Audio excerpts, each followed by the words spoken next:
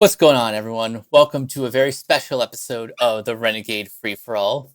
My name is Mike. I'll be your host this evening. Joining me, we've got our fearless leader, Keona. Not really anymore, Mike. That title belongs to you. But anyway, hello, everybody. For old time's sakes, I had to Time's bust it sake, all out. right. I accept. And joining us, we've got Josh.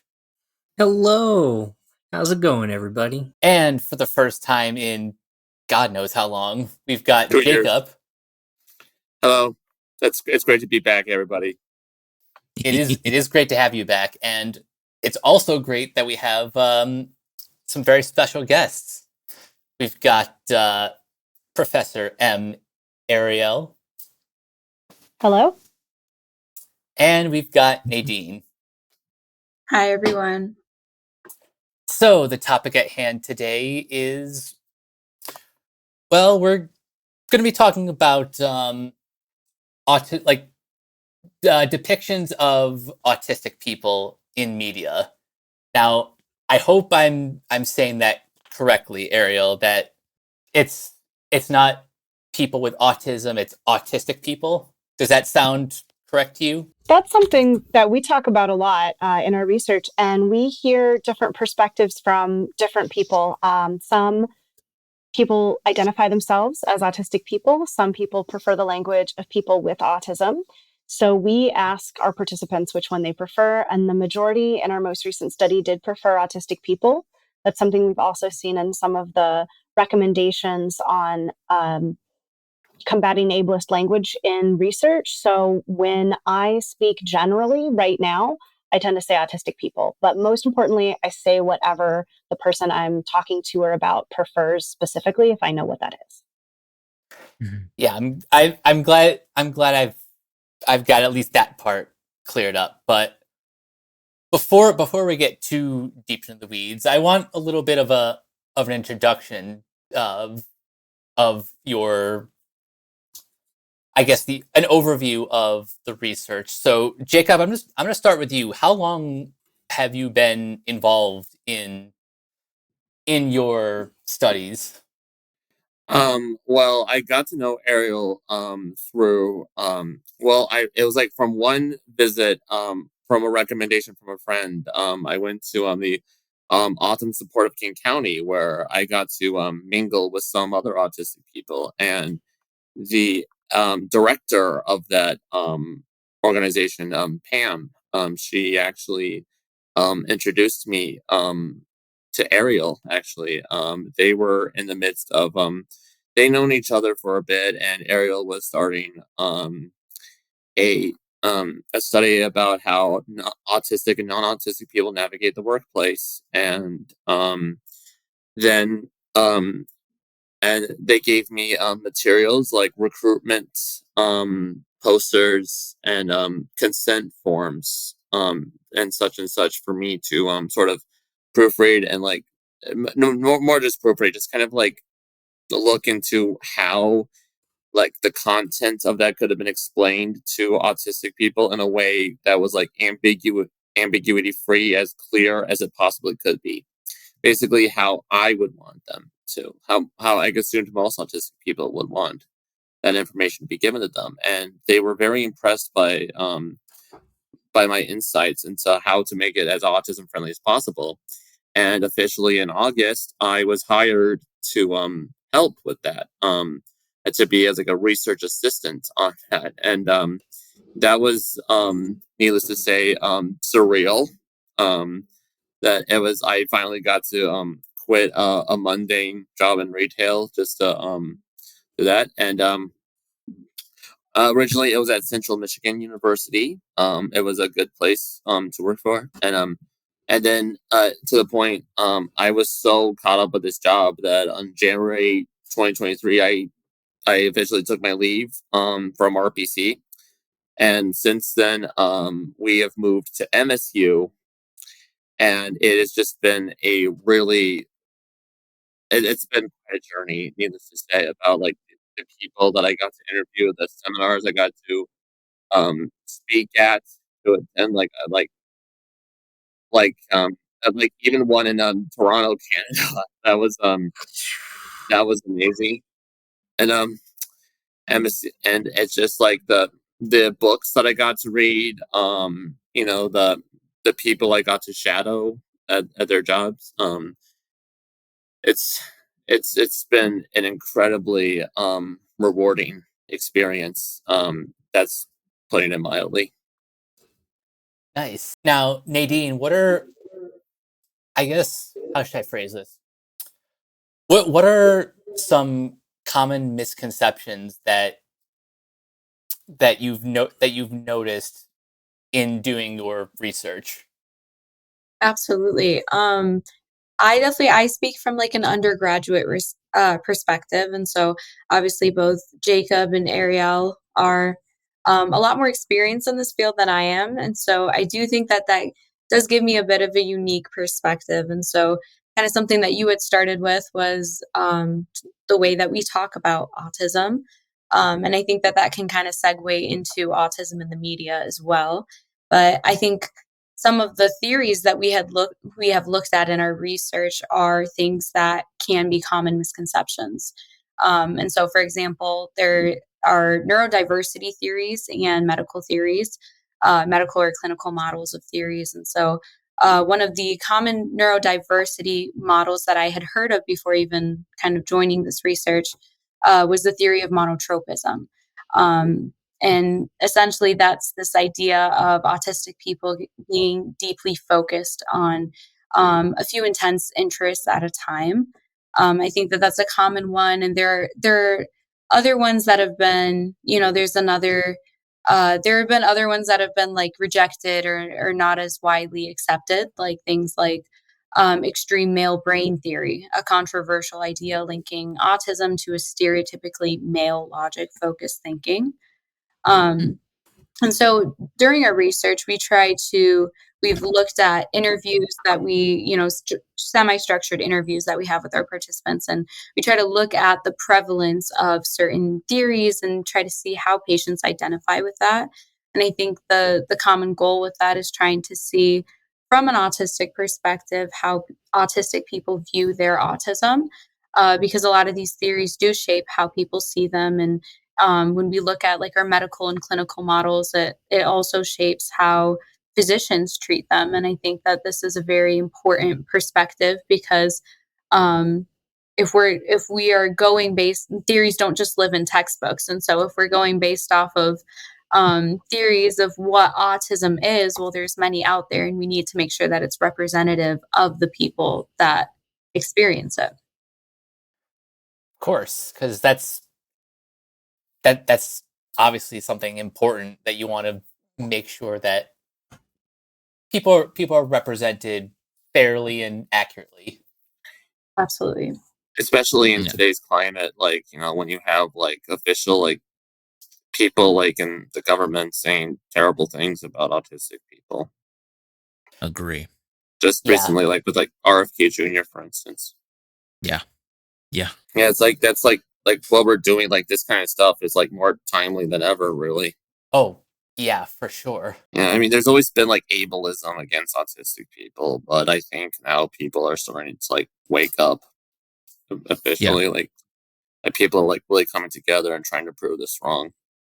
I, I wonder if it's like kind of in to an extent like I figure with this that autism has basically been around for as long as we've been alive, but it's just one of those things where like only recently we've kind of learned how to maybe classify it as such. Like not that it's comparable in any way, but I think about how in the 40s and 50s, they would basically like medical people would call PTSD, shell shock, and it wasn't until like I Yeah. think like after the Hmm. Vietnam War, maybe even like later or sooner, where they finally started classifying it as PTSD. Like I said, I'm not comparing autism to PTSD, but just like in that same way that like certain terms or certain categories of things in our lives, either health or mental or emotional, ends up getting a different type of a different classification later on. Like even depression and suicidal tendencies. Like I remember seeing like books, like old fiction books from like the 1800s, early 1900s, and they're like, oh, they just have a case of melancholy, and just kind of like that's how they would like kind of refer to things like that. So this stuff like fascinates me, just the research that you're doing. Yeah, there's a lot of supremacist origins and like mental health theory and such. Yeah. Like that was like, it's like you said, Josh, it kind of has like it did kind of like through like people like Grunya Sakariva and like Eugene Bluer, for instance, who definitely like kind of saw it like, autism as a form of schizophrenia, actually. I don't know how much you guys know that, but autism was seen as like a form of schizophrenia. Yeah, I can elaborate on that.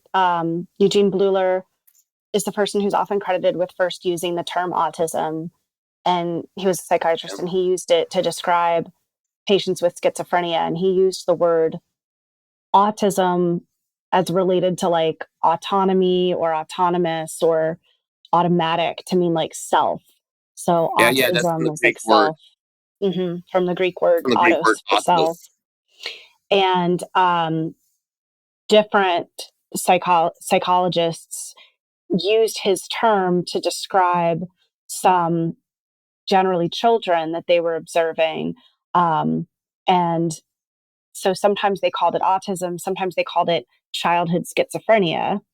But the children diagnosed with childhood schizophrenia, when they grew up, did not seem like adults who are diagnosed with schizophrenia, which usually gets diagnosed in sort of late adolescence, early adulthood.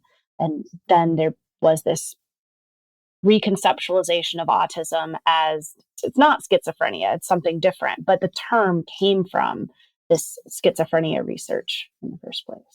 Interesting. Did not know that. Yeah. When would you say like the modern definition of autism was like crystallized? So I would say that the definition of autism has been, and probably will be in flux. There may not be a full crystallization.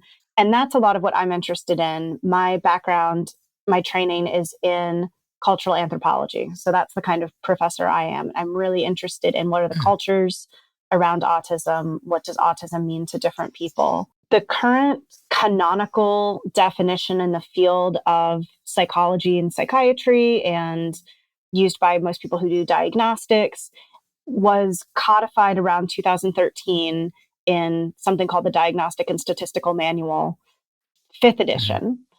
DSM-5. Yeah, DSM-5 for short. So that came out in 2013. It had some similarity with the way that autism was described since about the 90s. Before then, there were some differences. We can get into that if we need to. That's a whole separate episode, really, is like autism and the DSM-5. But just to say, DSM-4, DSM-5, that's about where we have this conceptualization of autism as what the DSM currently calls a neurodevelopmental disability, or the DSM says a neurodevelopmental disorder, but a lot of people really do not like that language, so I try not to repeat it. And the conceptualization that is sort of distinct from Bluler's discussion of schizophrenia, that really started in the 1940s. So it's been a bit of a journey from the 1940s to now, through this notion of autism as we call it today. It's changed a lot in that time. Prevalence has changed a lot in that time, as Josh was discussing. Currently, the CDC estimates 1 in 31 8-year-olds in the United States have an autism diagnosis. When I started doing this work back in 2008, it was about 1 in 250. So it's changed quite a bit. Yeah. Oh yeah, I can imagine. Yeah, and of course, obviously, it's not like the result of like vaccines or anything. It's just because the definition for autism is just like been expanded upon to where it's like And people like I've just started to realize that when they say like a spectrum, it is a spectrum, but it's not high versus low functioning. It's like Uh-huh. there's a reason why the more adopted symbol of autism is the infinity symbol, because there's an infinite amount of ways in which it manifests itself. Yeah, I think that makes a lot of sense. Like understanding where that symbol comes from. Yeah. And Yeah. yeah. You got something to say, Nadine? Yeah, one thing that comes to mind kind of when Josh was saying how the way that we think about certain things change with time is the whole idea of neurodiversity. I think that kind of as time progresses, and I definitely think there's been a lot of progression since, the COVID era and the pandemic and everything. I think that the stigma Yes. around neurodiversity has started to kind of get better in a better direction. And I think that something that we look at in our research is that overlap of neurodiversity and kind of where autism falls with that. And I think that's something actually I could shout you out here, Jacob, in every single research presentation. I always start with a primer and I use Jacob's definition of what autism means in terms of or what neurodiversity means in terms of autism. And so I'll quote him here. His definition is that neurodiversity means that autism is simply a different way of being in the world, not wrong or bad. And for many autistic people, it's a perspective that helps them see beauty in small things and find comfort in routines and interests. And I really like 100%. this definition by Jacob because I think that kind of essentially a big message that we try to kind of hone in on in our research and our findings and is emphasizing that autism is a difference, not a deficit. And so, autism can allow for a lot of benefits, and because it allows for a different perspective and a different way of being in the world. Yeah, when Ariel asked me for that definition, that was just purely for my head. Like it wasn't like something that I coined like years prior to that. That was great. I use it in anytime I talk about this research, people ask me what neurodiversity is. I'm like, well, my fellow research assistant, Jacob Crable. And so I always like to shout you out with this definition because it's a great Yeah. one. And also, I gotta appreciate you, Nadine, pronouncing my last name right. Oh, of course, of course. The default, like people usually assume it's pronounced Jacob Crabiel.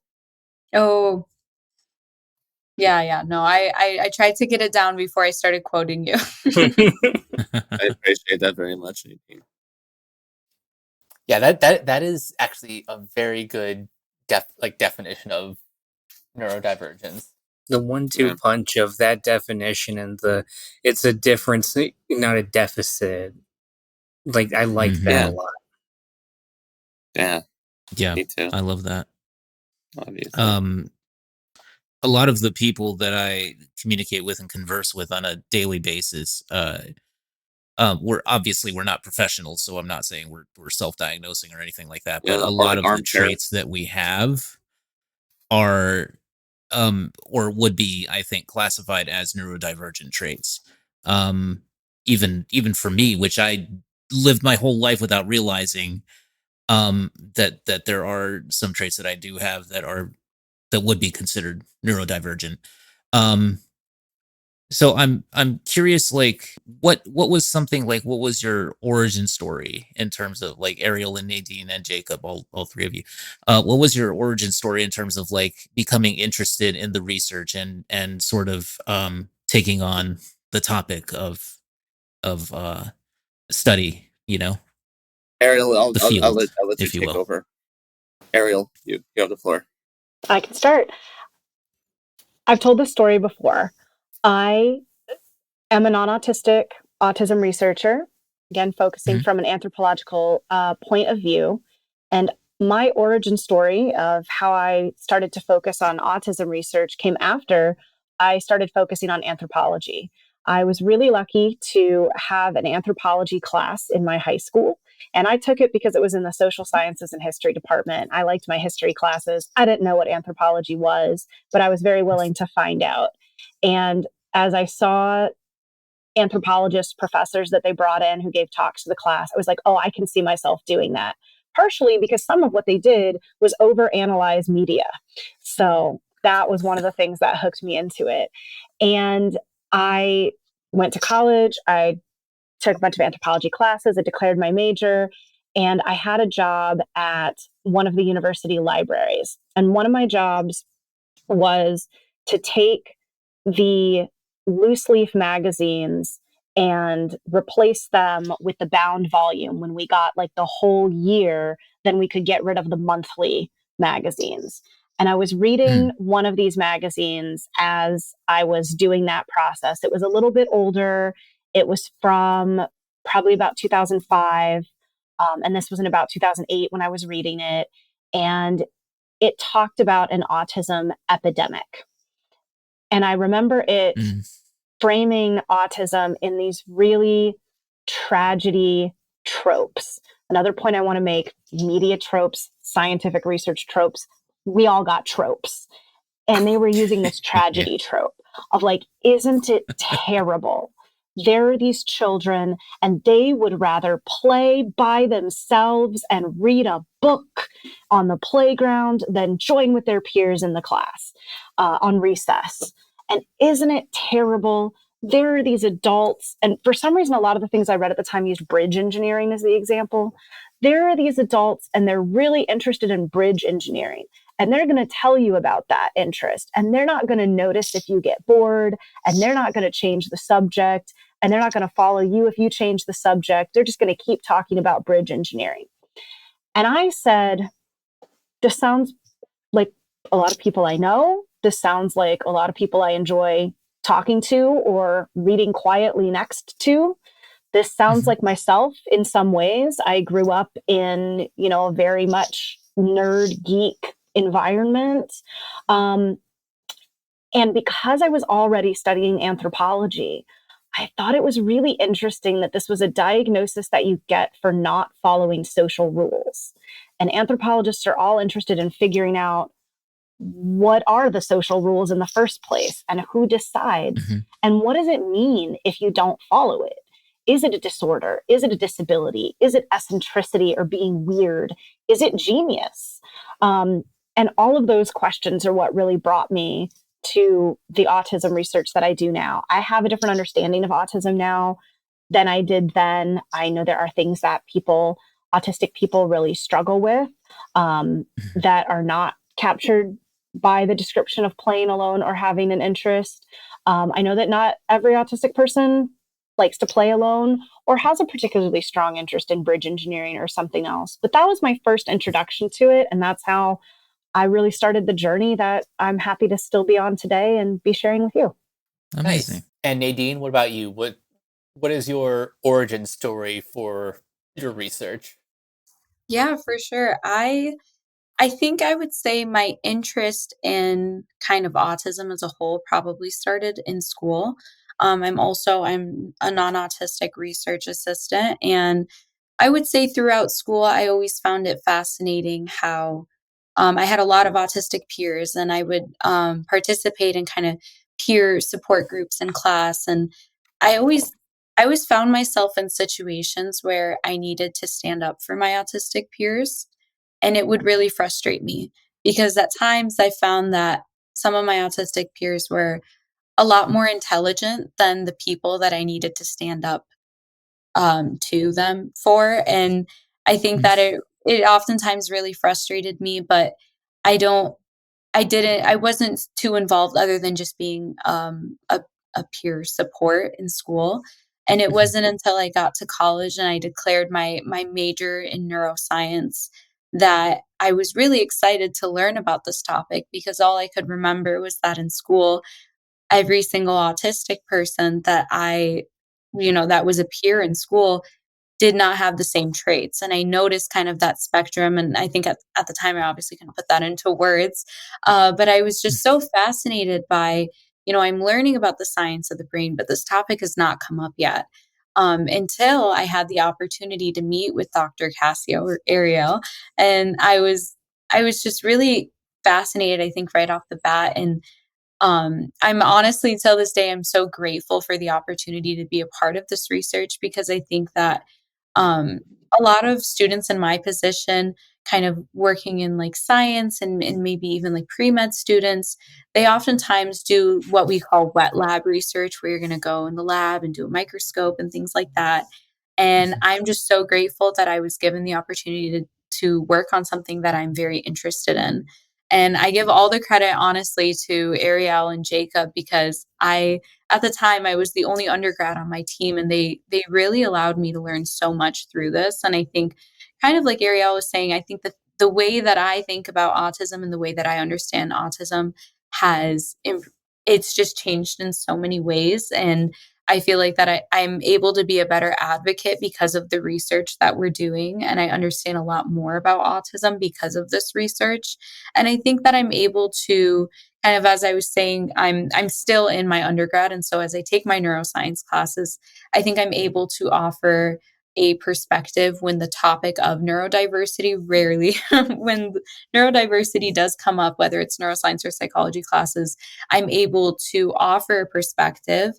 And that's because of, I would say, the way that our research is also structured is that because it's community engaged, I am seeing first person autistic perspectives and taking from that, rather than kind of what we were talking about earlier with like those theories that are kind of in textbooks and we don't really know how people identify with them. And we can actually talk a lot more, and we can give more to the conversation of the spectrum. And like Jacob was saying, how, we don't really talk about high functioning and low functioning. We just talk about the fact that it is a spectrum, and there's not a one size fits all approach when it comes to autism. Yeah, I just want to add also like that high and low functioning point of view.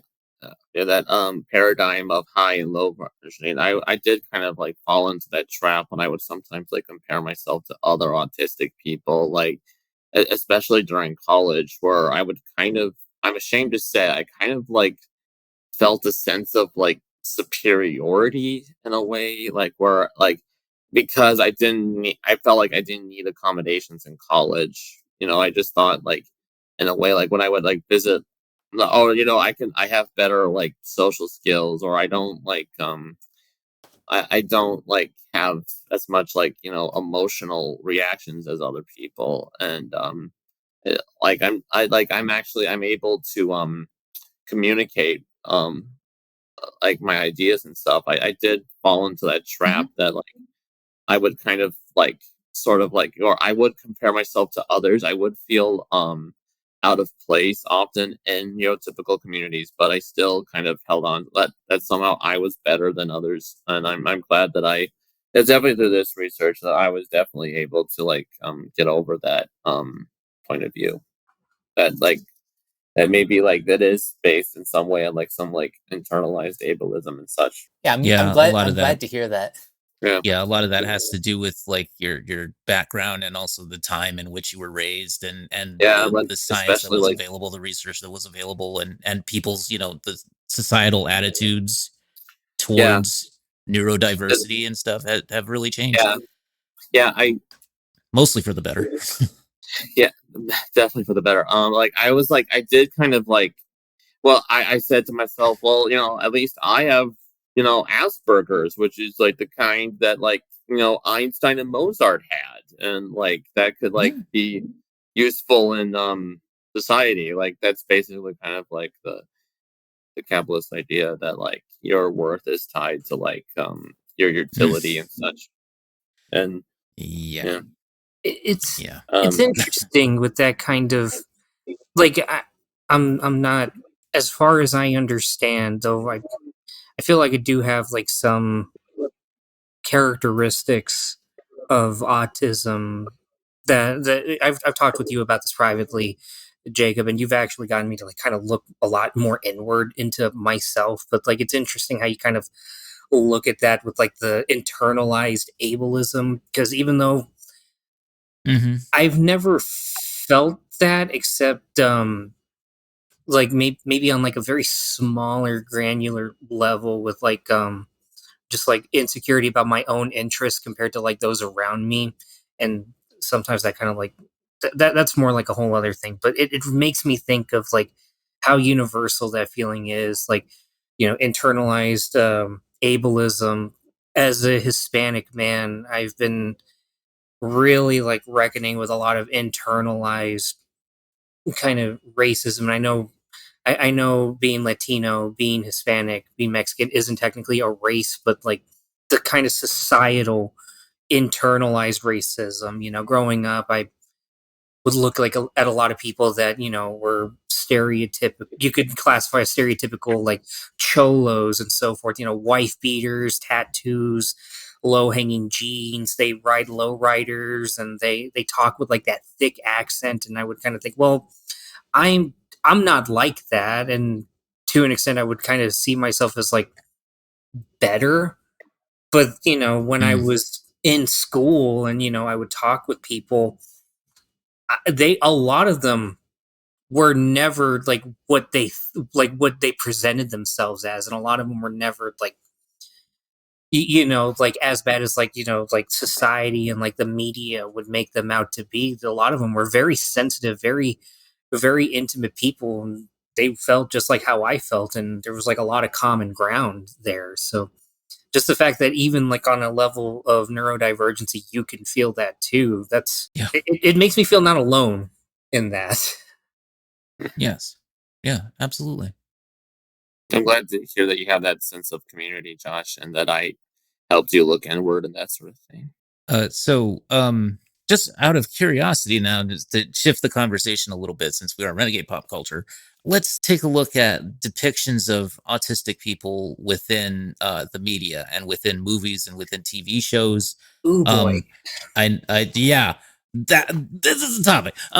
So like for me, I grew up in the 80s and 90s, so I was the very first depiction that I remember, that I recall, was, now this is going to be very, very, very much a product of its time, Rain Man, Dustin Mhm. Hoffman, Tom Oof. Cruise. That was the very first depiction, and it's so funny, as a young person, as a kid, when I saw that film, you kind of like, when you're not looking at it critically and you don't think about it in terms of that lens of media literacy and that sort of thing, you don't really consider the fact that this is very much fictional, and it's also based upon a very like a misinformed, let's say, or let's say something that is maybe not well researched. I feel, because it really, even though like I know that there are people that would struggle with that, maybe with being a little bit, the depiction of it maybe would be relatable to some, but I think that like for the most part, I think that it was based upon a very erroneous sort of look. Yeah, the idea that all autistic people are like savants and stuff. Yeah, and also the way that it was portrayed, it didn't really, I don't think it was fair necessarily. Like looking back Yeah. upon it, I don't think it's necessarily like they tried to make it seem like, oh, this is Tom Cruise is very much the put upon brother, even though he's not really that great of a guy in the movie until he meets his brother, and until his brother actually kind of like, in a sense, he does make him a better person. Caring for Yeah. him makes him a better And person, but I remember it's still so based on a very stereotypical societal look, Yeah, I remember when I first saw that movie when I was like, I want to say 18. And I did really like the fact that Tom Cruise's character was was was that the movie like never tried to make us think that he was anything but just a douchebag, basically, that he was just like a basically, really yes. like movie. And I liked how at first I liked how the movie shows, yes, like we're all supposed to know that his character Charlie is absolutely in the wrong for basically abducting Rayman, Yeah, like taking him from the institute, basically. and also like goes to Las Vegas with him and uses him for gambling, like using his skills, like the card counting, to like basically like him taking advantage of that. And the movie depicts him as bad, and it depicts him as this is a trait he has to overcome, like, and that it's he who has to change, not Raymond. And I did like that. I definitely related to Raymond as a character, like when he's just like when Charlie's just exasperated, but like like when Raymond insists that he has to have underwear from Kmart, for instance, um or like when he just refuses to fly because of like all like the airline like accidents that happen. And but in hindsight, well, there are two like more foundational problems with Raymond. Like it is similar, I think, to Driving Miss Daisy in a lot of ways, and that kind of like not in just because like a road trip about where a person learns to overcome prejudice. But for one thing, this whole idea, I do think it is in a way kind of similar. Like when it depends, like a disabled character, like when they can actually do a lot of things, like that you can, like like when he's like counting toothpicks that a waitress drops on the floor, or like when he's like basically a human calculator and all that. And then there's kind of like really presenting that as like that's something like shocking in a way. That's something that an autistic person is able to do. Yeah. That it is kind of like similar in some ways to like the magic Negro trope in a way, like like trying to paint that as like something that's like surprising, that that like Morgan Freeman's character like depicted as like this like articulate sort of and in some way, like when saying to an autistic person, oh, you're so mature, or you're so gifted, you're so capable or something, that is kind of like the in a way it is sort of like, oh, you're so articulate, or you're so like in a way that. And also another thing was kind of similar to magic Negro trope is Raymond, his really only function in the story, like his real agency in that story, is just to teach his brother a lesson. Yeah. Is trying to teach that lesson. He doesn't really have a character beyond that. No. And also the movie is kind of inaccurate, because like a character like Raymond, like he would probably, like if he has math skills like that, he most likely would not need to be in an institution. Probably. Yeah. So Yeah. that's like kind I of mean, my 2 cents. I've talked enough about Rayman, and like Wait. it's like more it's in hindsight, like, because that was my mom's like main frame frame of reference for autism when she got the diagnosis, when she it just got my diagnosis at least. it just deals so much in tropes, and as I became older and became more mature and stuff, that's debatable, but became more mature, I I just saw it for really for what it is. And it's not like it's a badly done film or anything like that. I'm not Oh, saying I don't that, think but I'm so. just Like, saying that, like, in terms of the well, portrayal of it, I feel that it really relies on tropes and stereotrips and that sort of yeah, thing. and So like Dustin Hoffman definitely relied on a lot of yes. stereotypical behavior in that sort of way. Like you see it all the time with like actors and other. It's not even like just actors. It's like a real like common thing. Like like the most common examples are like Sean Penn and I Am Sam, or like Cuba Gooding Jr. in Radio, where it's like kind of like fall into a lot of the same trappings, where that's just inherently kind of like mimicry in a way. And Yeah. like implying that like kind of basically shutting like autistic people out of what's supposed to be their stories. And it's something that's kind of like slowly kind of like been rectified recently in a way, like more disabled people like broadly and stuff. They're even like even before, like there were actually already disabled actors who were playing like Marley Madeline and Children of a Lesser God, for instance, like a deaf person, like she actually won an Oscar for that. So it's so in some ways, like we actually have gone backwards from but it's steps, but also like it's only like for like certain, like it's about like disabilities, like deafness, for instance. That's pretty common. Like that's something that only like a real deaf actor can like in movies, especially in movies like Eternals and stuff, and A Quiet Place and Yes. Coda, and Yes. so Yeah. interesting. I'm just and also more. like, I think Rayman. Go I ahead. will say this though, Rayman.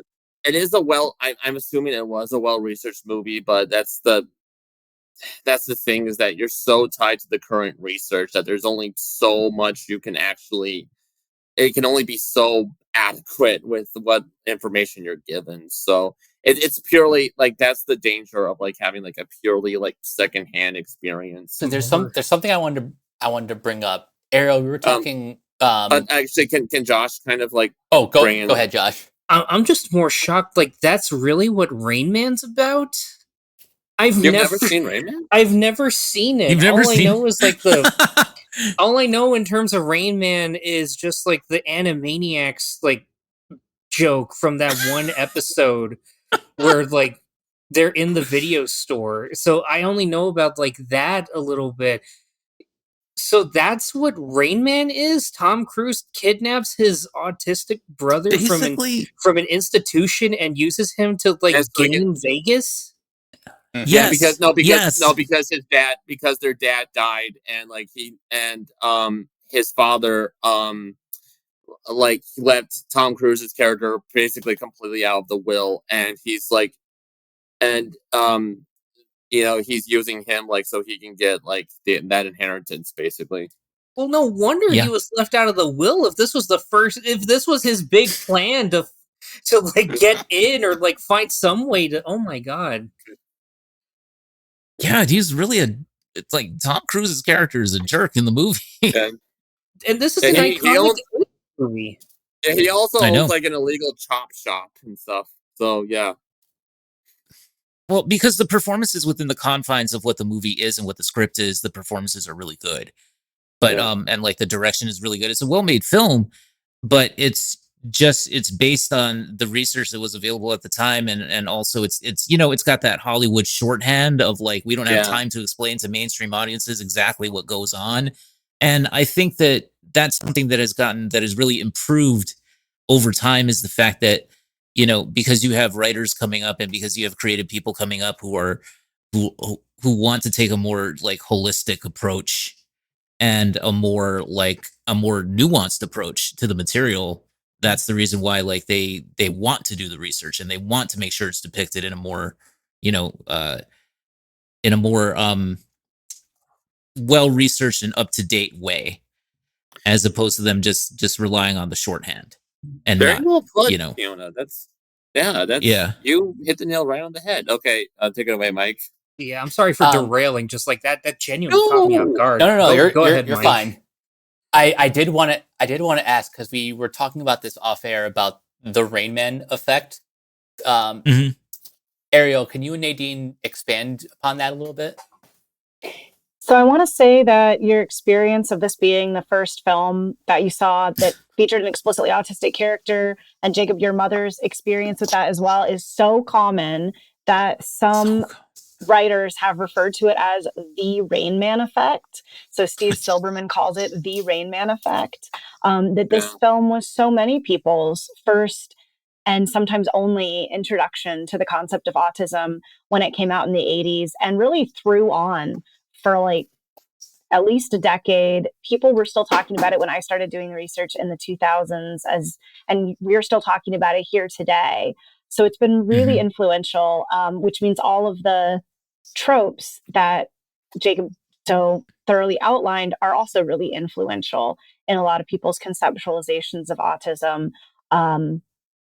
And this tension of like being the savant, being unable to live independently, both of which together and separately impact autistic people's lives.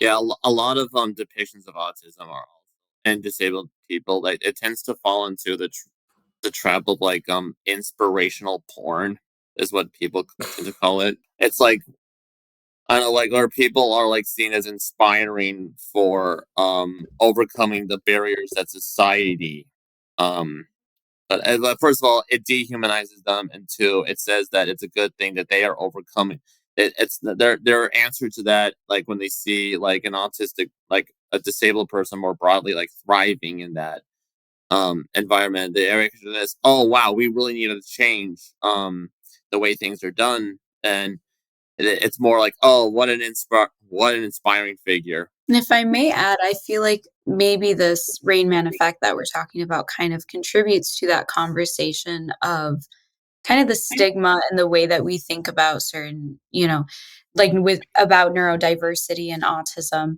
I think that, possibly if this was the first depiction of or representation of autism in the media, although it's outdated and maybe a little narrow, it does show that, kind of as we were saying, like it may have been a well-researched film for that time. And I think that it kind of shows that that's what people knew about autism at the time. And kind of the conversations that we're able to have right now and the neurodiversity approaches that we have kind of with those theories I was talking about, the neurodiversity models now more center autistic voices and experiences. And I think it would be really nice to see more representation where the main character is autistic and we actually hear their story. But I do think that, possibly it may be a little outdated and narrow minded, but maybe it was a stepping stone kind of showing our progress to where we're at now. Yeah, because we have to we have to I would start definitely somewhere agree. in terms of like how autistic people are represented. Now what about characters who are either not meant to be autistic or are just like I guess autistic coded characters? Any from like movies or TV shows that you guys grew up with that you found as like I guess like a kindred spirit of sorts? Um, well, well, I will say for a lot of people, Disney characters tend to fall like Ariel, for instance. Ariel, Ooh, she's that's a good very, one. yeah.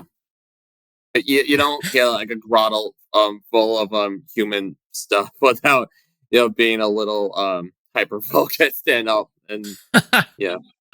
Also Milo from Atlantis. Oh yeah, I can Milo, definitely see that one. I can yeah. definitely see that. Lilo. You know, I heard somebody talk about that with Lilo, and it's a reading that I've attached a lot to, and it makes it. If anything, it's one of those readings that enhances the movie for me. I see Um, that. Yeah, for sure. Actually, Mike, I know you're a big fan of the Owl House. People definitely see autistic traits in Loose. Oh yeah, and the creator Oh Dana yeah. Terrace has even confirmed that Luce is neurodivergent. Yeah. SpongeBob, very common. Even Tom Kenny. Yeah. Spock is a pretty common one. That's mainly because he comes. It's like it's less about him. The characters that's more of the race. Oh, the Vulcan race. The Vulcans. Yeah, the Vulcan race. It's broadly because they're like like purely logical, flat monotone voice. Sort of that like purely not always like not really wearing their emotions that much on their sleeve. The, there's one that I always like think of that I come back to, and it strikes me because I've I think I've been on record in the podcast before. I know I've probably talked about it with Mike, Keona, and Jacob in the past. I'm a big fan of the television of Dan Harmon, and Yeah. when it comes to this conversation, I think it like Abed eventually comes up at some point from Community. I was waiting for you. I And- left that one for you, Josh. and that Yeah. in particular I find very interesting because I remember in the pilot episodes, like Jeff, the Joel McHale's character, does make like an offhand thing and just like saying, well, you have Asperger's, but they never really like, it was more meant to be like hurtful for the sake of being hurtful to Abed, but they never really go into detail like what he is. And I remember I listened to Harmontown when it was running at the time, like just like little bits here and there on YouTube. And I remember, I think it was on there, he talked about how there was actually a fan that said, like, I really do appreciate how you wrote Abed as an autistic person. It really did like speak to me. And this completely caught him off guard because he never even considered writing Abed like that. He just more based Abed just kind of around how he thinks in terms of pop culture. And it was like one of the characters that he like identified with the most, aside from like Jeff Winger. So it was like that basically like got him to like look more inward in himself. And I think he actually is diagnosed now. I could be wrong about that, but it definitely like got him to like look and research more into it, and that kind of ended up informing how they wrote Abed going forward. I think from like season 2 or 3 onward. There is a lampshade in one of the episodes of Community where Abed is rapping and he says, like, on the spectrum, none of your business. That's the only other part I remember it being explicitly mentioned in the 6 seasons in a movie. Honestly, I don't mind. I like this exchange when Jeff says to Abed, well, you have Asperger's, and then he and Troy just kind of like they kind of like high five each other, and then Annie says it's a serious disorder, and Pierce says, if it's so serious, why didn't they call it meningitis? like that. So that was kind of a sort of an affirming, but it is funny. Like, I don't mind anymore that they make fun of that. It sounds like ass burgers, because Hans Asperger was a Nazi. Wait, what? You didn't know that Hans Asperger was a Nazi? Yeah, that's why the term has been It's discontinued. outdated. Yeah, Yeah, it's outdated. It's an outdated term. Yeah. Yeah, he did. Like Leo Kanner was the one who said that autism was like a monolith thing. He was one of the first to say that it wasn't actually schizophrenia. But Hans Asperger, on one hand, he did see it as a spectrum, where they were like it can actually produce some really beautiful, like real beautiful minds. But of course, that there were those with less beautiful minds, and like what happened with children with those sort of mental traits in Nazi Germany. I'm just I do feel learning obligated. I do feel obligated to point out that one of the changes in the DSM-5 that I was alluding to earlier is the removal of the language of Asperger's syndrome and some changes in the way that the diagnoses are separated between autism and other diagnoses in the DSM, which is actually separate from increasing attention to Hans Asperger's Nazi involvement. There are people who don't want to use the language anymore for both of those reasons or for one or the other of those language. They actually happened as separate changes or revelations or however you would like to talk about it. There actually is like this great movie, this claymation movie called Mary and Max, which does feature a character who does say that he does have Asperger's, Max, but the thing is the movie takes place in the 70s, so that's pretty forgivable, really. That's like accurate for the time. So yeah. There's one. You really got it. Go ahead. You can go ahead, Dust. You go ahead. Because like it was just gonna like kind of leaping off of like kind of with animation.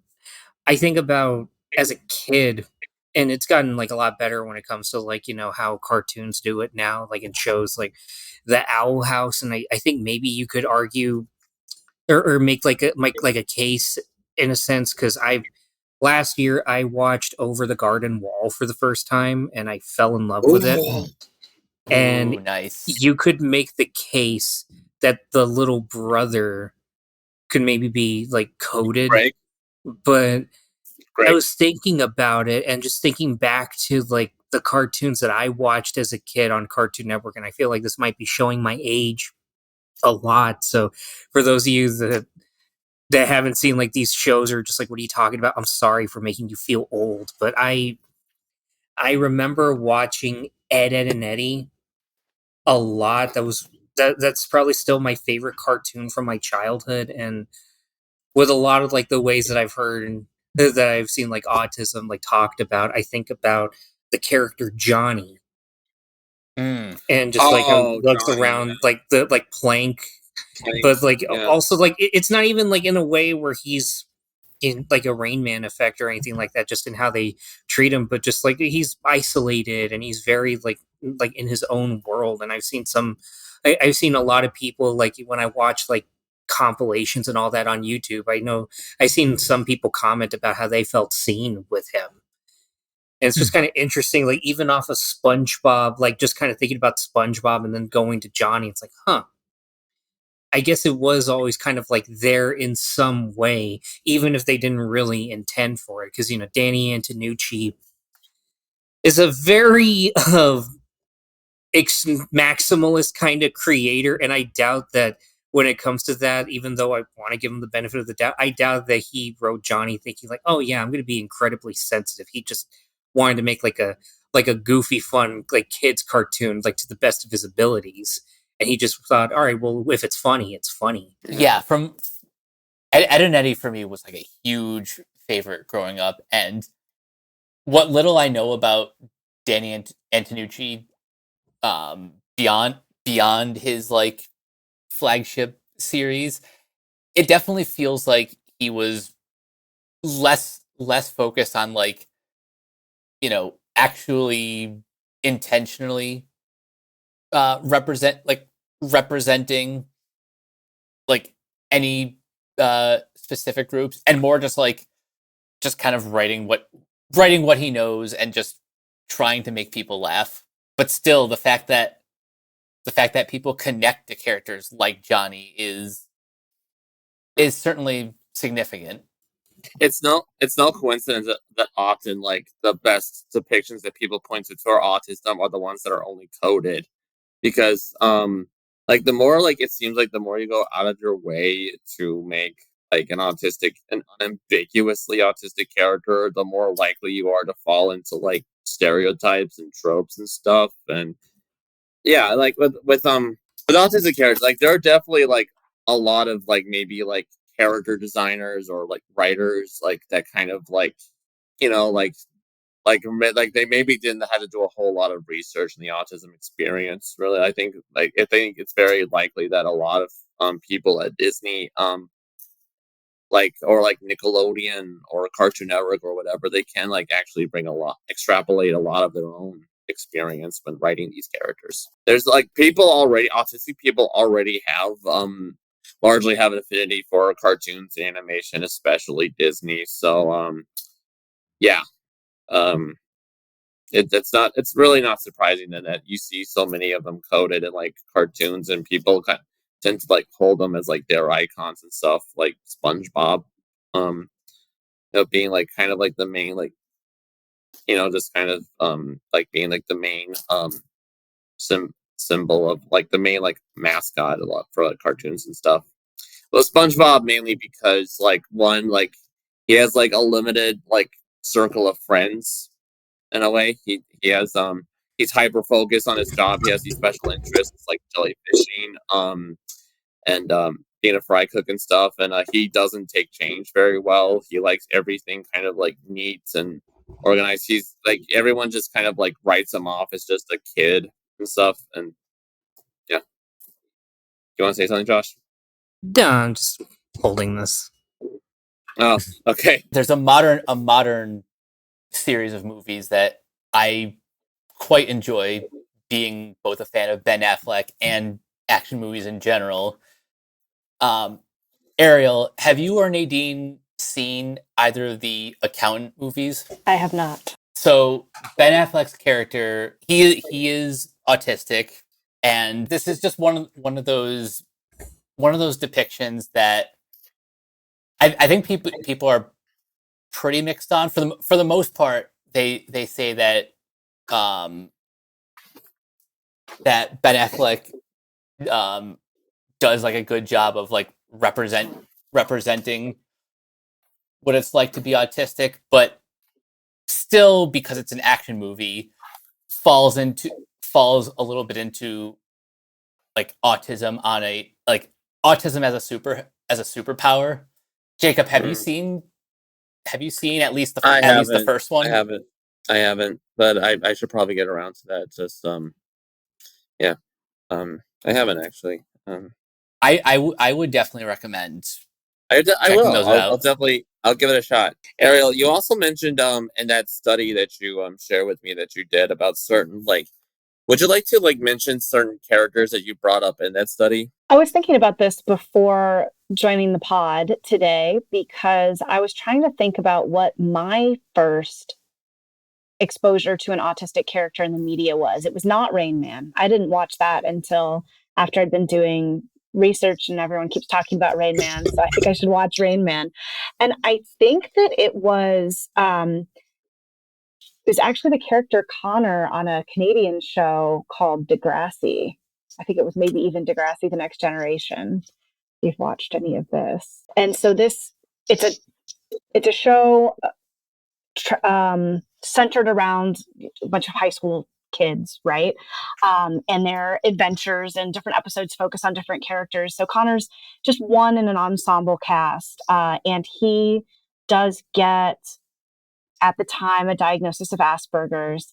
And I think his episode where they introduce that is really focused around his difficulty working in the computer lab with the glare on the screen and the noise and the crowd and all the things going on. And he gets, if I'm remembering the episode correctly, that's the episode where he gets a diagnosis and an accommodation to have a dimmer on his screen. And he is also one of the few canonical autistic portrayals that I could think of at the time I was writing this paper, at any rate, of an autistic person of color. I think that was my first exposure. Nice. I'm gonna be honest. I think that a lot of my generation, or at least I don't want to generalize. I personally, I don't think I had seen too much autism represented in the media, but kind of as we're talking about, I think more generally, I can make it a little more general of like neurodivergent coded characters. I think that I kind of started noticing more of that around like, closer to 2020. I think that maybe I kind of felt that with Finding Dory when that came out. It kind of, got my gears going. And I was like, okay, maybe something's going on here. And I think kind of more recently, for my generation, it's probably Young Sheldon, but I know it was Big Bang Theory. And I know that there's a lot of kind of gray area with what spectrum of neurodiversity Sheldon is. But I think that that's something that's becoming a lot more prevalent in the media today. But I can't think of a first instance with autism in the media. Still, those are good examples.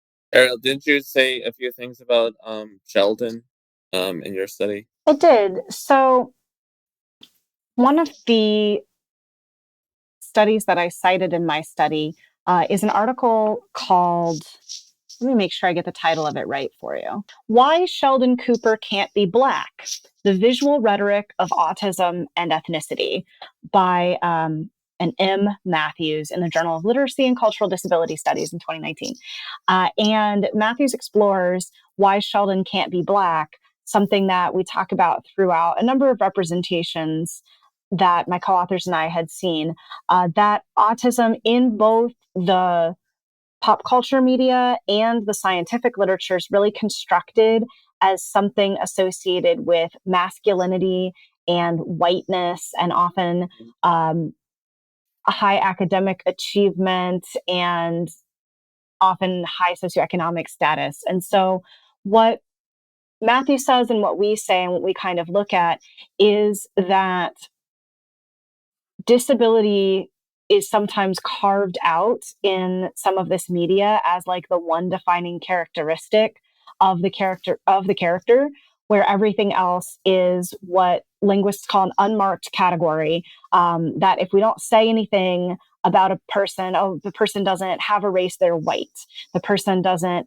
have a gender, they're a man. That's the sort of culturally sanctioned default.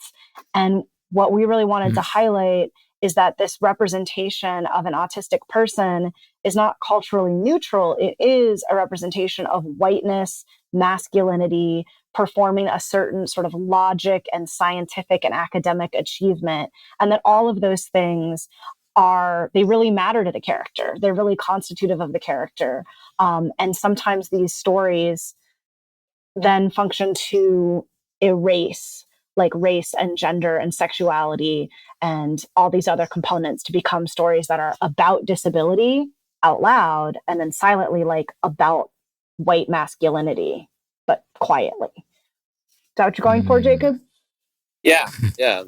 Well, for one thing, even autistic people of color tend to be pretty underrepresented and stuff like this. Mm-hmm.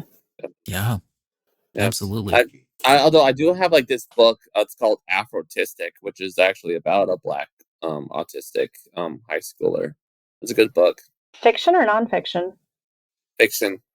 Cool. Autistic is what it's called. Autistic. Wrote it down.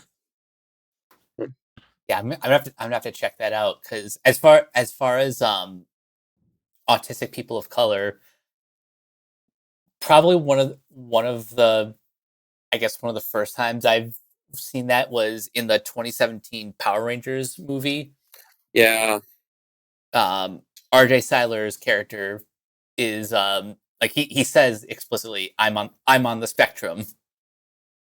So look, there's a little bit. Oh, wow. Go ahead. And then he dies. Unfortunately. I remember that. Hollywood. I gotta ask, like, when it comes to this in particular, because my main thing is film history. I bleed for the art of cinema, and in my time doing like video essays and everything like that, I've done a lot of research. Like with some in my Malcolm X video, I did back in December. I went all the way back to like just kind of like how Josh, like. Josh, can you back up a bit? You're breaking up a bit. Oh, can you hear me? Yeah. Yeah, like in my connection was going in and out a little bit there. Oh, okay. In my Malcolm X video I did back in December, I went all the way back to like even looking at how like how black people were depicted back then, like in the 1930s, even going all the way back to like how like like minstrel shows with like the jazz singer, which was like the first movie like to really have like an actual dialogue track and everything like It was that. the first talkie. Yeah, and I was curious about it like at some point because I'm subscribed like in all this on my time on YouTube. I'm subscribed with this channel called This Aged Great, where basically they just go into like movies that haven't aged the best, like Tiptoes with Gary Oldman. If you don't know what that is, please don't look it up. It will ruin your image of Gary Oldman. Oh, And Matthew McConaughey. I'm familiar with that. But I've noticed that there's this uptick in movies, and I don't know if maybe Forrest Gump maybe counts as being on the spectrum, but there's like off of like I Am Sam, which was on this channel. There's like a uptick of movies of characters like very like neurodivergent coded even back then, going all the way back like some of the like one of the movies that caught me off guard was a movie called Tim, starring in 1979, starring the best person to ever represent an underrepresented people, Mel Gibson. You just feel the tension already, but like, oh no, just thinking about like just kind of like the history in terms of what I've been able to find, and just like in passing, and just kind of looking backwards, like how they would like treat kids that were maybe neurodivergent coded, and just like finally when we're now where there's like a lot of representation, or at least like starting to become like a lot more representation. I have to ask, what do you guys make of The Good Doctor? Yeah. Yeah, you can tell that a depiction of autism is really good when it's one of its big emotional scenes is a meme. I have never watched that show, but that is the extent that I've seen that show. Yeah. I mostly ask because like I've heard the meme, I've seen the meme, we all know the meme, but looking into that show in particular, it makes me think of the worst traits, like kind of going back to circling earlier with like and kind of like the savant, like how people would write autistic characters as like savants, like even with like The Predator in 2018 by Shane Black and Fred Oh yeah, Decker, with Jacob Tremblay as with the yeah, autistic kid. with Jacob Tremblay as the autistic kid, and it's like the whole thing where they wanted Oh. to, they like the Predator was trying to harvest him so that way they could create a superior race, and that autism was like the X gene for like evolution I, or something like that. I, And I'm Mm. sorry, Josh. What is this movie that does not exist in my canon?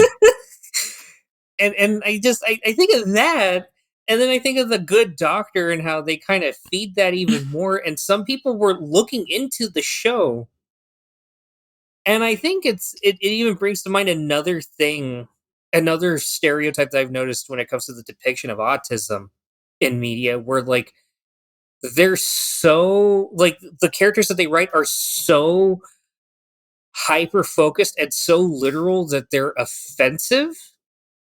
Mhm, mhm. Yeah. Like, and that always troubles me. Like there's an episode that I saw clips of where the character just refused to acknowledge that someone was trans or that they had transitioned, Mm. so they kept like referring to the character as like, oh well Mr. Tom or something like that, but you know, we know that they look like they've transitioned, and then they try to write around it to like kind of validate the character to again like make him still a savant. Like, oh well, they got a medical condition that could only be caused like due to having like you know like testicular like cancer or something like that. So it's like validating the offensiveness, and it apparently like the Good Doctor just kind of has a lot of that. Is that like something that you guys notice when it comes to like kind of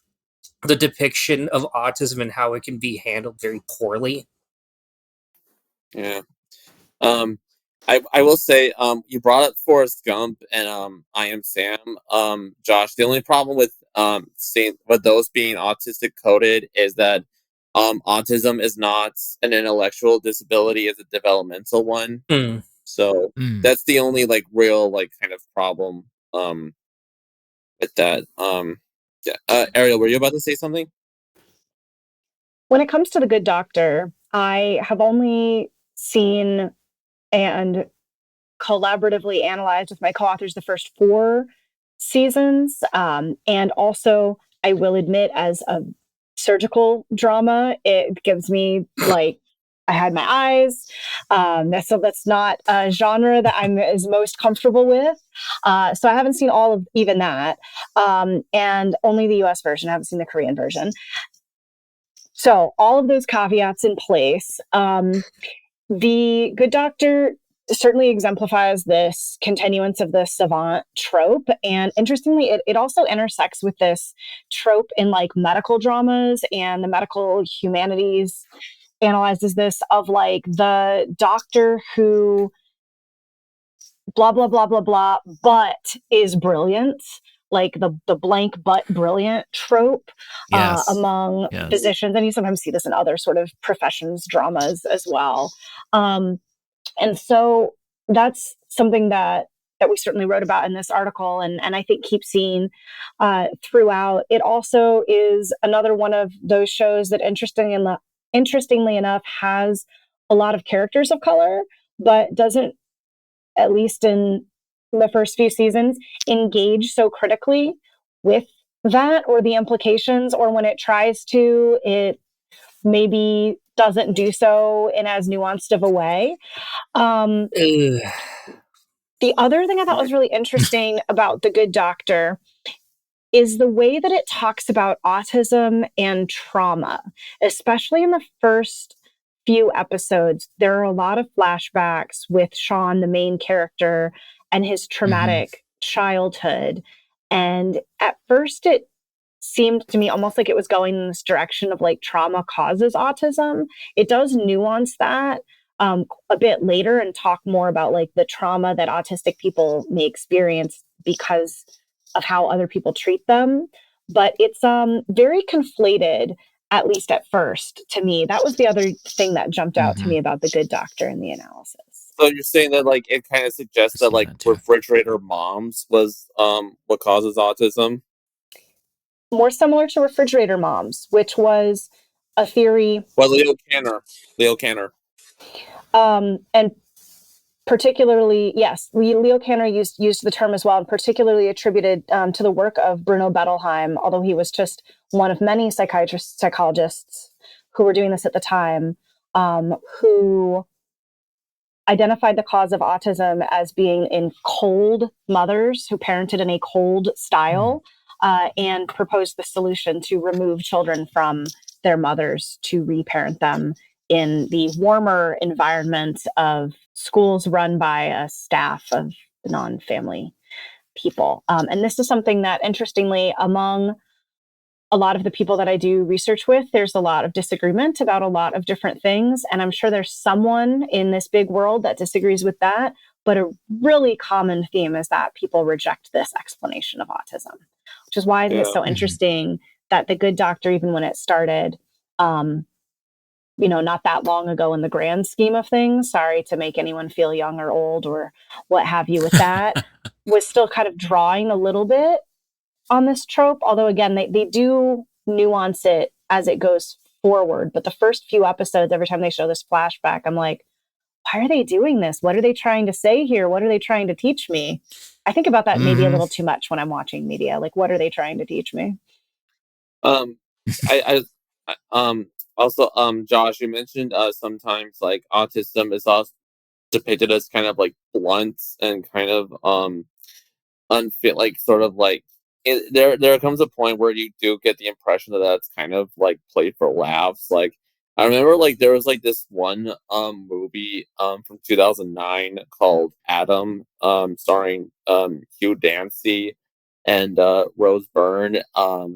So like Adam, he's like dating this girl. They took like a walk at a park. And when they're at his apartment, he asks her if she was sexually excited when she saw like the two raccoons, and she said no. And he says, well, I was, and like it's like that kind of a case of like, I'm not saying that kind of stuff doesn't happen. Like autistic people don't have that gap, but yeah, it comes like it does. That you are kind of relying often on like tropes and stuff, like to like really, and also you're on the risk of like you also never really know like what audience is watching the movie and like what they're going, like Love on the Spectrum, for instance, that Netflix reality show. And I heard some autistic people saying that it's great, and also I did hear some people who definitely harbor some ableist attitudes against autism kind of praise that. And that's the kind of the tricky thing, is that you never know what the audience is going to get from that. And I even think it is kind of a little like, I do think it does kind of have some implications when you have a show that's all about autistic people dating. Like that's sort of like there's some kind of like novelty to that, like because you're not used to seeing autistic people dating, right? Would you say there's a bit of an exploitative nature to Yeah, that show? it could be like a part of it. It's kind of like if you did a whole show like all about autistic people who like aren't into like dinosaurs or trains. It's like kind of treated that like it's like something, like it's something noteworthy about that.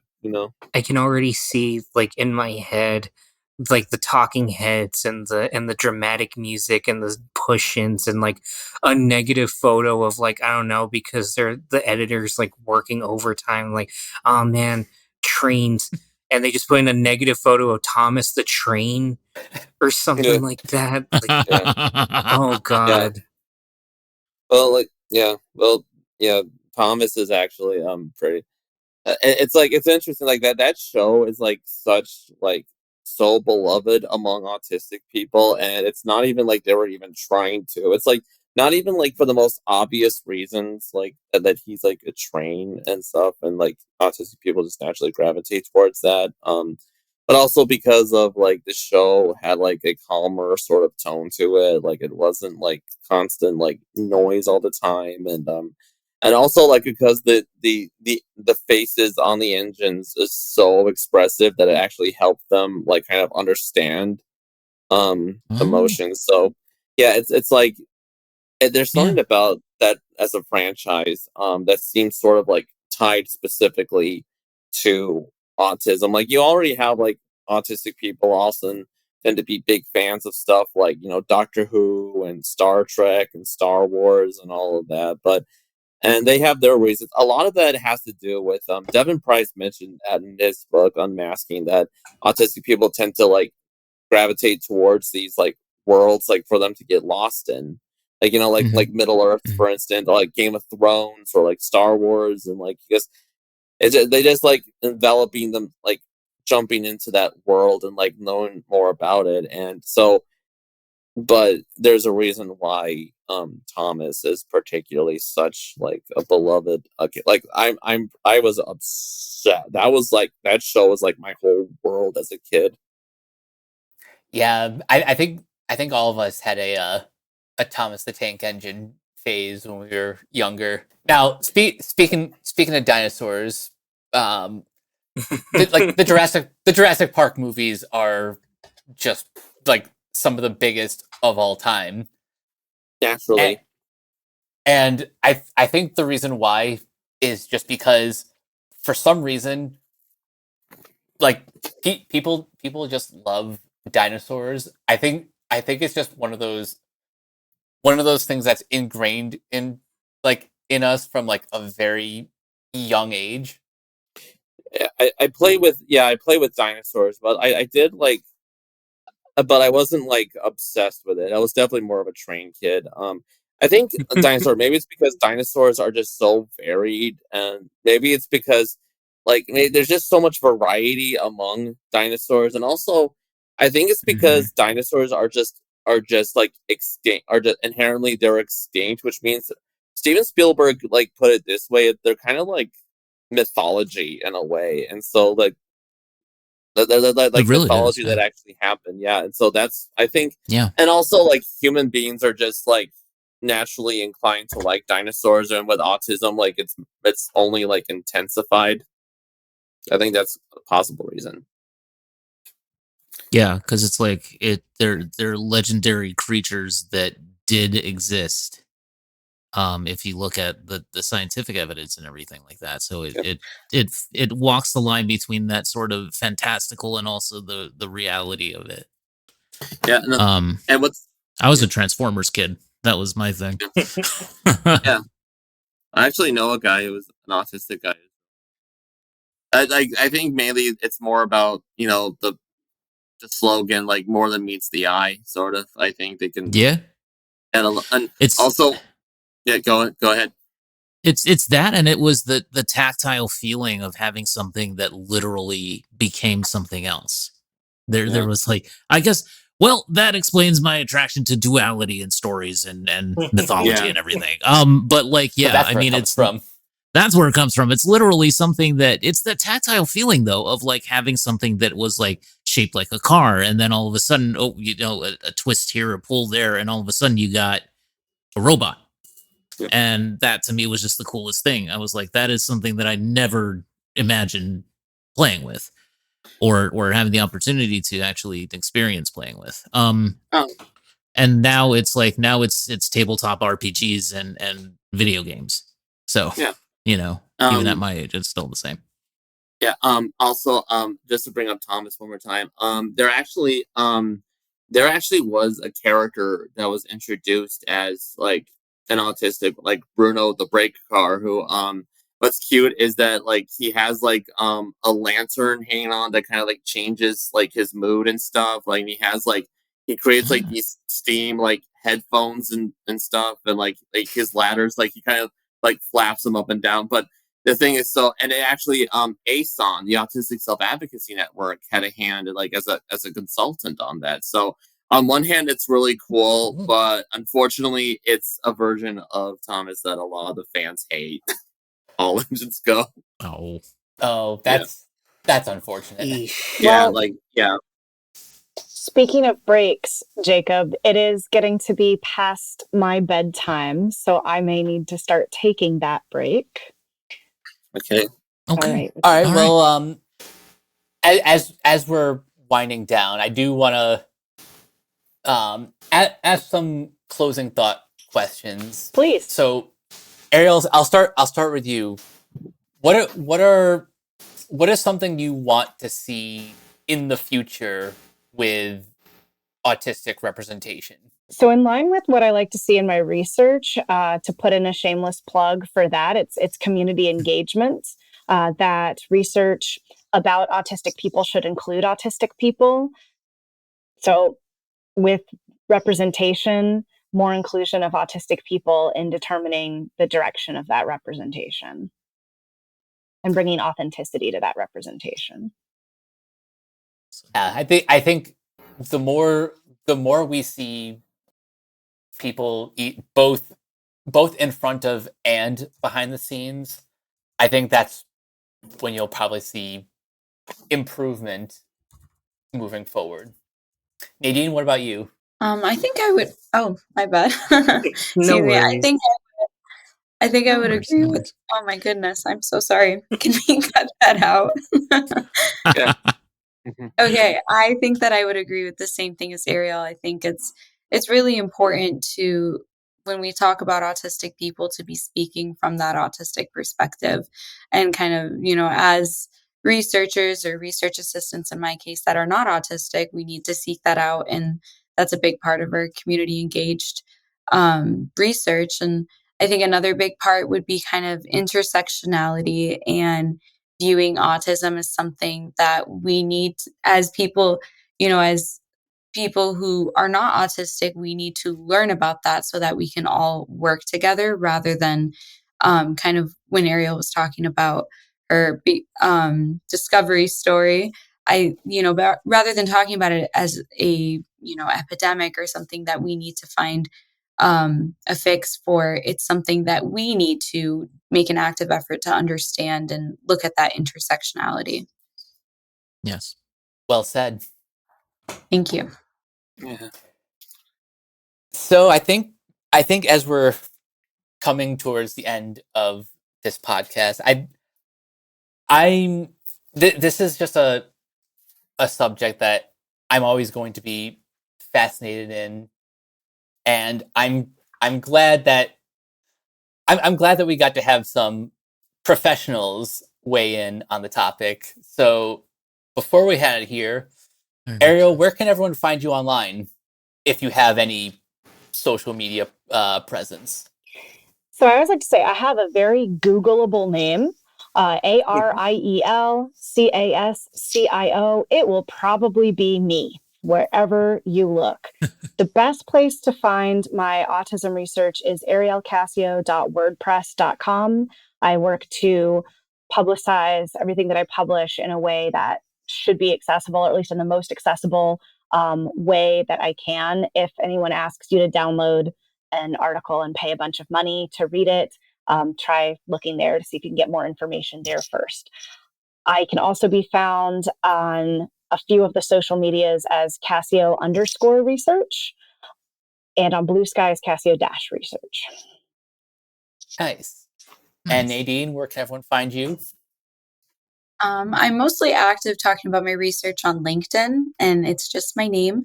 So first name Nadine, Nadine, last name Shetiah, Shetiah.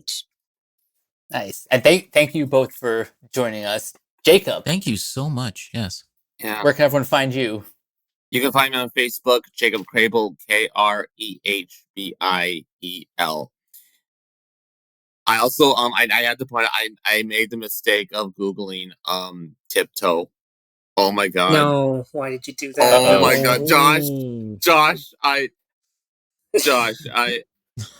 what You can't say I didn't what the warn hell, you. man?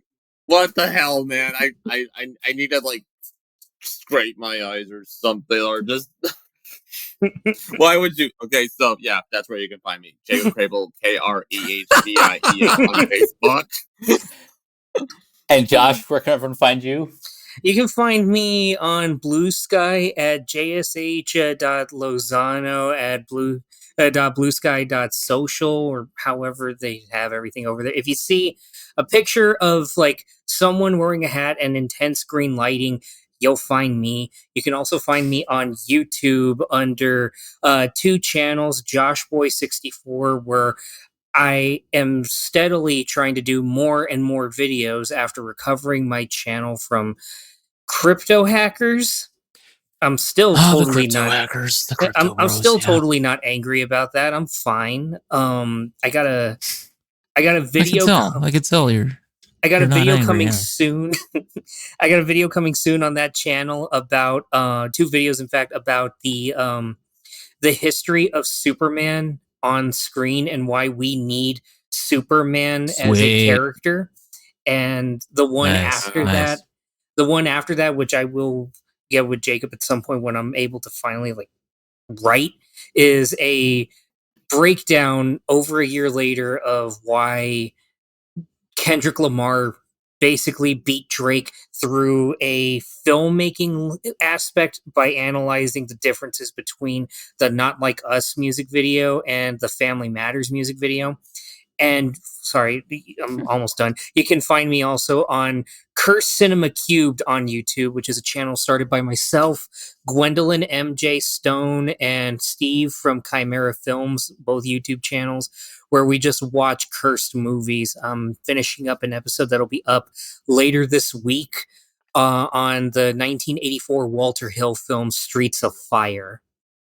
Nice. That's a good one. And Keona, where can everyone find you? Real quick, you guys can find me on Twitter at Neoplasmic24, also on Instagram and Threads at Neoplasmic81, and also on Blue Sky and Twitch at Neoplasmic. And you guys can find me on various social media sites at Captain K42. You can check out my quick thoughts on letterboxd.com/CoachK42. And you can follow Renegade Pop Culture on Facebook and Blue Sky at Renegade Pop Culture. You can also find us on YouTube, on Podchaser. Consider supporting our Patreon at patreon.com/Renegade Pop Culture. Listen to all of our podcasts on Spotify, Apple Podcasts, or wherever you listen.